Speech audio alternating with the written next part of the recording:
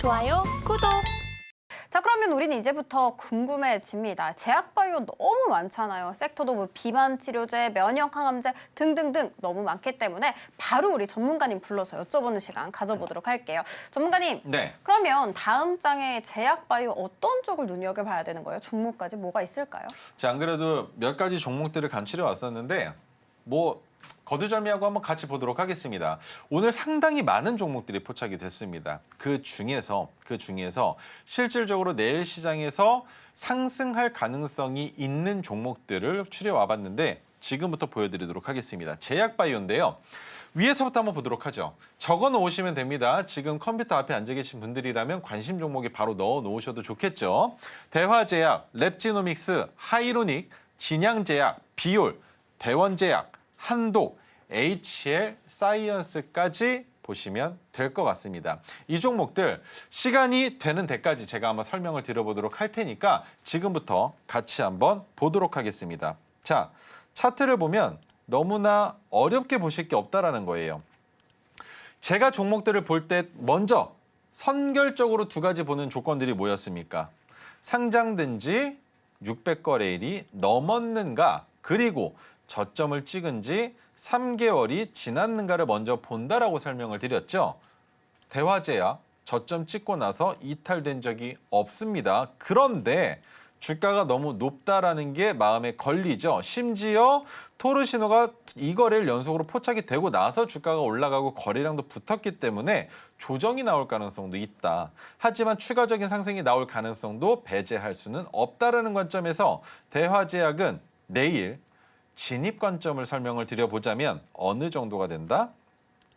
24,150원이라는 오늘의 고점을 넘어서면서 24,200원을 돌파할 때라면 진입해 볼 수 있겠지만 그 관점이 아니라면 눌림목에서도 진입하기에는 조금 껄끄러운 종목이 바로 대화제약이라는 점 기억하시면 좋겠습니다.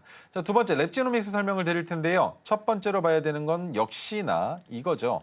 그런데 날짜가 보통은 8월 5일 날이 저점이었는데 랩지노믹스는 6월 18일입니다. 그러면 7월, 8월, 9월 18일이 지났기 때문에 3개월 지났죠. 거기에 600거래일도 넘었고 한 가지 더 파란색 저항선이 윗단에서 내려왔습니다. 내려왔는데 지금 그 자리에 닿아 있는 상황이죠. 그렇다면 랩지노믹스를 지금 진입하는 것이 좋은 자리인가 나쁜 자리인가를 조금 더 면밀하게 분석을 해보자면 박스를 그려보는 겁니다. 이 종목이 그래도 대략적으로 여기까지는 올라가는구나. 그리고 이 정도까지는 내려오는구나. 라는 선을 그어봤을 때 그 중단보다는 낮아야 될 거라는 말입니다. 그런데 이렇게 그려보고 다시 원상태로 돌려보니 어떻습니까? 지금 정확하게 중단선이죠. 그렇다면 욕심내기보다는 아래로 내려올 때 진입해보는 게 어떨까라는 의견을 드려보는 겁니다. 그런데 여기 또 더 좋은 자리가 하나가 보여집니다. 제 눈에만 보이는지는 모르겠습니다만 이 보라색 선이 보이십니까? 이 선이 120일 이동평균선입니다. 그런데 120일 이동평균선이 역배열이었다가 이제서야 정배열로 돌아서려 하는 상황이기 때문에 저라면 주가가 올라갔다가 눌리면서 120일 이동평균선에 닿는 이 자리를 진입자리로 잡을 것 같습니다. 여기에서 진입하게 될 경우에 중단보다 낮아야 되겠죠. 혹은 중단 정도 선일 겁니다. 그렇다면 매수를 한 이후부터 10분할로 진입을 한다라 했을 때 제가 진입하는 방식은 단 한 가지입니다. 음봉이 나올 때마다 추가적으로 분할로 진입한다라는 관점을 가지고 계신다면 랩지노믹스 충분히 박스권의 상단인 5,000원까지 기대해 볼 가능성이 있다라는 점 기억하시면 좋겠습니다. 자, 세 번째 종목 하이로닉인데요. 역시나 마찬가지입니다. 저점을 찍은 지 3개월이 한참 넘었죠. 그리고 600거래일이 지났습니다. 그렇다면 투자할 만한 가치가 있는 종목인데 지금 보시면 박스로 잡아볼 수 있는 가격 구간이 어딜까요? 이렇게 잡아볼 수 있겠죠. 그런데 이 박스를 그려봤을 때 지금 현재 주가 위치가 어디입니까? 상단보다 좀 낮아 보이지만 좀 위험해 보이지 않습니까? 그런데 저는 하이로닉을 조금 다른 관점으로 봅니다. 어떤 관점이 있느냐? 여러분들 지금 제 차트를 보시자마자 느껴지시는 게 있으실 거예요. 그게 무엇이다? 핑크색 지지선이죠. 내려갈 때까지는 진입을 못한다라고 설명을 드렸습니다. 그런데 올라오는 이 자리 뭡니까? 매수 자리죠. 그리고 매도 자리입니다. 그리고 또 주가가 올라갔습니다. 또 핑크색 지지선이 올라오는 이 자리 뭡니까? 매수 자리죠. 그러면 파란색 저항선이 내려오는 이 자리 뭡니까? 매도 자리입니다. 간단하죠. 이 방법대로만 진행하시는 겁니다. 그렇다면 이번에 핑크색 지지선이 올라올 때 매수 자리였을 겁니다. 눌릴 때 핑크색 지지선이 마찬가지로 내려왔다면 추가 매수도 가능했겠지만 추가 매수할 자리를 주지 않은 채 다시 빠르게 올라오고 있다면 우리의 목표 매도 가격은 어디겠습니까? 파란색 저항선일 겁니다. 그렇죠? 그렇다면 파란색 저항선의 가격이 이 윗단에 있는데 여기까지 올라갈 것인가 아니면 부담스러움을 느끼고 나타날 수 있는 포메이션의 전환은 무엇이 있다? 파란색 저항선이 내려올 것이다라는 겁니다. 그렇다면 그 내려오는 자리를 익절 자리로 잡아볼 수 있다라는 관점에서 하이로닉은 역시나 진입할 수 있는 가격이 존재한다라는 겁니다. 확대해서 봤을 때 핑크색 지지선의 가격이 얼마? 7,730원입니다. 그러면 이렇게 보시는 거예요. 이 자리에서 진입해서 주가가 올라갈 때 익절할 수도 있었겠지만 익절을 못했다라는 관점으로 흘러내렸다면 지금 7,730원으로 돌아온 이 자리에 진입해서 나는 파란색 저항선까지 다시 한번 볼 것이다 라는 관점으로도 진입할 수 있으며 근거를 하나를 더 한번 만들어 보죠. 가능성이 있는지. 이겁니다. 옳다쿠나. 뭡니까? 매출액 증가되고 있고 영업이익 증가되고 있는 종목이다라는 점이죠. 어디에서? 미용기기와 의료기기 판매로 만들어내고 있는 종목이다라는 점, 실적에 대한 성장 가능성도 기대해 볼 수 있는 종목이라는 점에서 하이로닉 충분히 투자해 볼 만한 가치가 있는 종목이라는 점까지 설명을 드려볼 수 있을 것 같습니다. 자, 다음 네 번째 진양제약입니다. 진양제약 저점을 찍은 게 언제인지 확인해 보겠습니다. 8월 5일이죠. 그러면 9월, 10월, 11월 5일이 아직 되지 않은 상황에 주가가 큰 폭으로 올라섰다라는 것만으로는 투자하기 너무나 위험합니다. 그리고 한 가지가 더 있죠.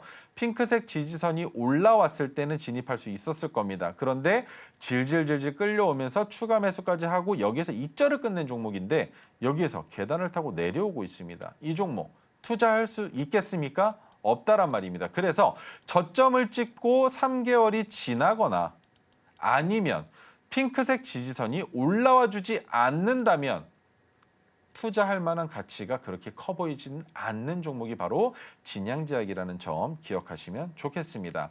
자, 다음으로 비율로 넘어가겠습니다. 저점을 찍고 나서 지속적으로 올라가기만 합니다. 그리고 600거래일 지났고 핑크색 지지선이 올라오는 그 자리가 뭡니까? 메가토르 신호까지 포착이 된 자리입니다.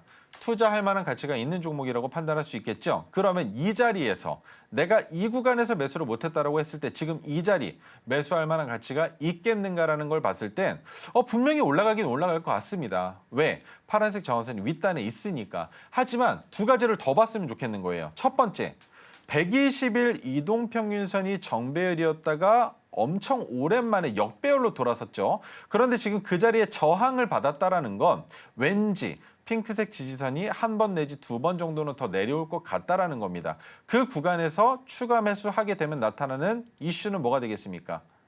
핑크색 지지선이 올라오는 것이 아니라 파란색 저항선이 내려오면서 목표가를 만들어줄 것이다라는 점을 생각해 볼 수 있다는 거죠. 그래서 비올은 지금 투자하기에는 조금 부담스러운 가격 구간에 위치해 있는 건 맞다라는 점. 자, 이겁니다.